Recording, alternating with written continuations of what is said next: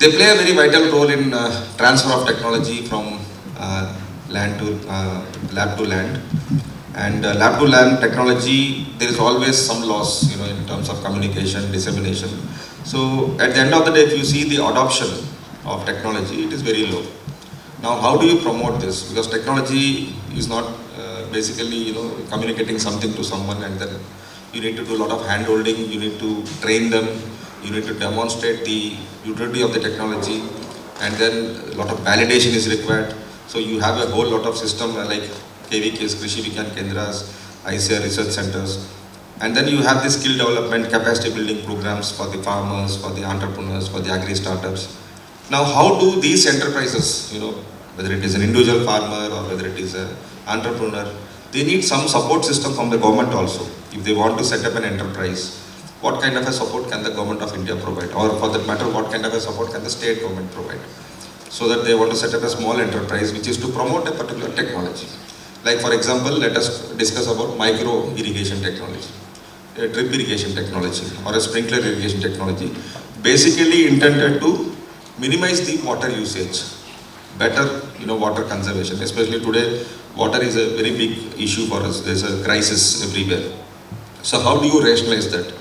So for that, what is the technology available? In Israel, you have very good technology for drip irrigation, micro irrigation.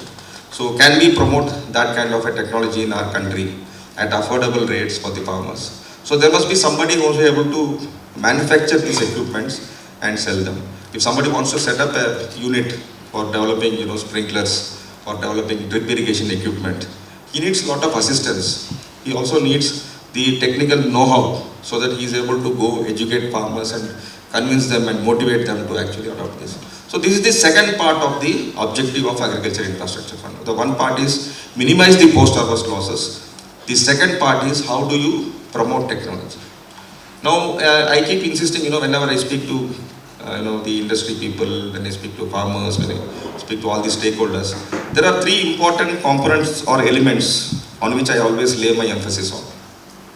When we talk of education, engineering, the premier education comes from the IITs, Indian Institute of Technologies. If somebody says I am from IIT Madras, I am from IIT Powai, then we have that respect that yes, he must be a very good engineer.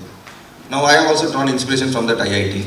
So for agriculture, if we have to have that kind of a thrust, it should be from one IIT called Infrastructure, Innovation and Technology. If these three are there in all the components that we are dealing with, certainly we can minimize not only the post-harvest losses, infuse new technology adoption amidst farmers at a scale. It's not that only one farmer or two farmers adopting it.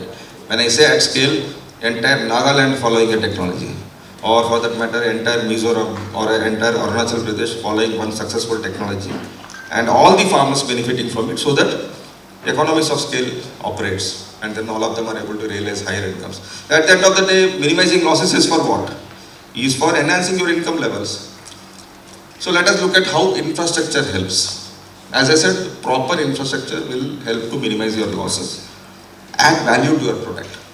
We have always been emphasizing on something called as value chain approach. What is this value chain approach? Suppose somebody is having a tomato farmer. He is growing tomatoes. Always you see a crisis. Either tomatoes are sold at 2 rupees, 3 rupees, or they are dumped on the road because there is no market for tomatoes, or suddenly the tomato prices skyrocket. They go to 100 rupees. Today in Delhi it's 120 rupees a kilo, by the way. So farmers are, but do you think farmers are getting that 120 rupees? A research study has revealed that farmers get only about 25 to 30% of the value that a consumer pays. If a consumer is paying 100 rupees, the farmer gets 30 rupees only. While we are taking efforts to ensure that the percentage received by, percentage of income received by the farmer is significantly enhanced. That is our focus areas.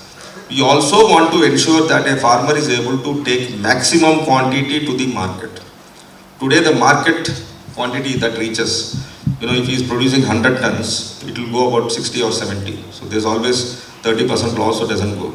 If we are able to enhance this to say 80% or 85%, it means more income from the same farm, from the same input cost, and for the same effort. So that is how we are able to enhance the farm incomes. When we say we are going to enhance the farm incomes, it's very simple.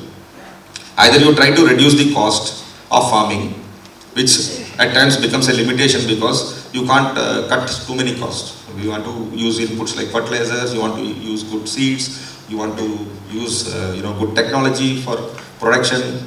These are all coming at a cost. So if you are able to fine tune that and able to reduce, it's okay. But at the end of the day, whatever you are able to produce, if that you are not able to enhance the shelf life, take it to the market, realize a better value, then your farming will always fail.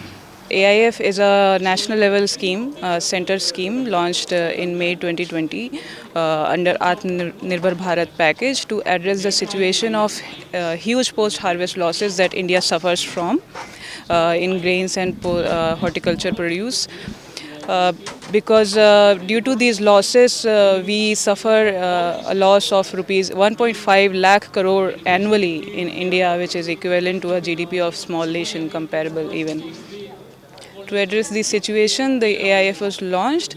Any beneficiary, be it individual, agri entrepreneur, farmer groups, FPOs, SHGs, state agencies like APMCs, or big players like a FMCG company are eligible to apply under AIF.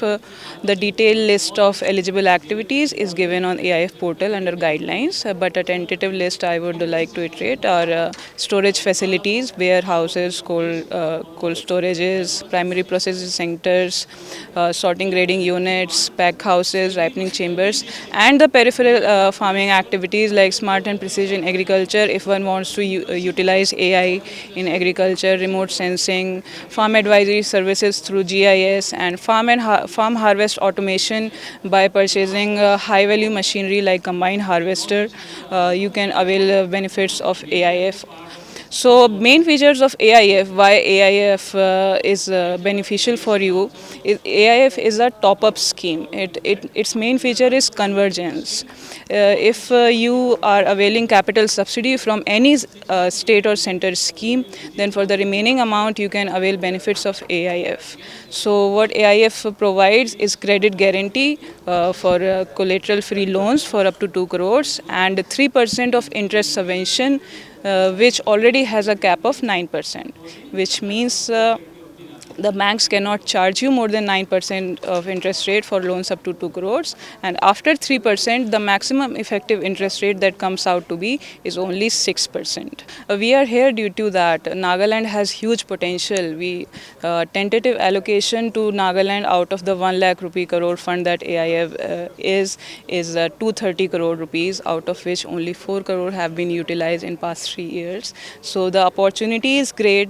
There is the agriculture is booming. There have been practices and policy implementations to increase the agriculture production in state of Nagaland. But after production, for the post-harvest management sector, so as not to suffer those losses again, there is a huge opportunity for individuals and FPOs and public-private partnerships to invest in agribusiness sector. And while doing that, they can avail benefits of AIF. So the government of Nagaland has invited us to create awareness and capacity building in the state of Nagaland. Assam is doing well. I would say that is largely attributed because they have a dedicated state PMU team which is handling the affairs of AIF. Nagaland state does not have that, which should be their primary focus for the first step to implement and execute the AIF benefits. I have talked to many people since yesterday. They don't know about any such scheme because there is no ground level awareness of schemes like this. There are plenty of schemes, and like I said, AIF has a convergence feature. So availing benefit of two schemes at once would make your project not only viable, it would reduce your initial cost of setting up a business or infrastructure, and it will make the burden a little bit less on any beneficiary that wants to do. Well, if I am an if I am a native of the Nagaland state and I have set up an infrastructure using AIF, I would not only provide a machinery to reduce those production, those agri produce post-harvest losses, but I would also create employment. One of the major impacts of AIF scheme is that it has created almost 8.66 lakhs employment opportunities in the last 3 years. Some might be seasonal because of the warehouse and cold storage operation, because agriculture is a seasonal activity, and some are permanent employment opportunities. It will not only boost the local economy, it will boost the nation's economy, it will boost the individual economy, and the added benefits are that you get you can provide value added products here.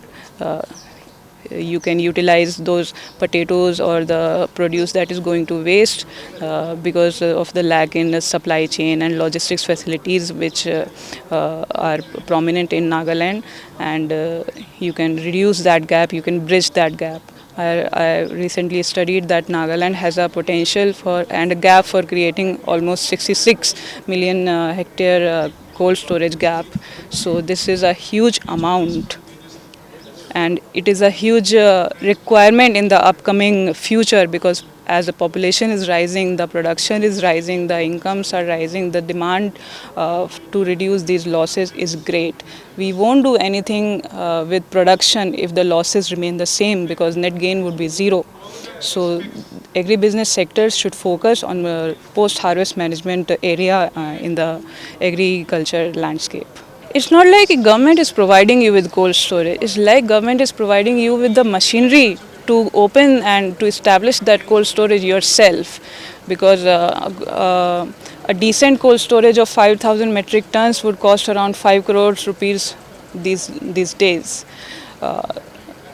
Even let's say 5 crore rupees is an overestimated price, but for that 5 crore rupees you can avail benefits of capital subsidy from the AMI department, from the DMI department, and then for the remaining amount you can avail benefits of lower interest rates through AIF, which would not only make your project more viable, it would attract and motivate other people as well. And you can then move on to create a entire supply chain with e-marketing facilities as well, because the communication, the information spreading, the internet, if you don't utilize potential of internet now, then when will we? Nagaland TV, Sop Manulaga Awas. Watch us live on Geo TV and on your television sets as well. For Dimapur viewers, we are on channel number 994 in Global Chapter, and Kohima and Mokokchung viewers, switch to channel number 138 on Hornbill Digital. For all news and updates, follow us on Facebook, Instagram, YouTube, and Twitter.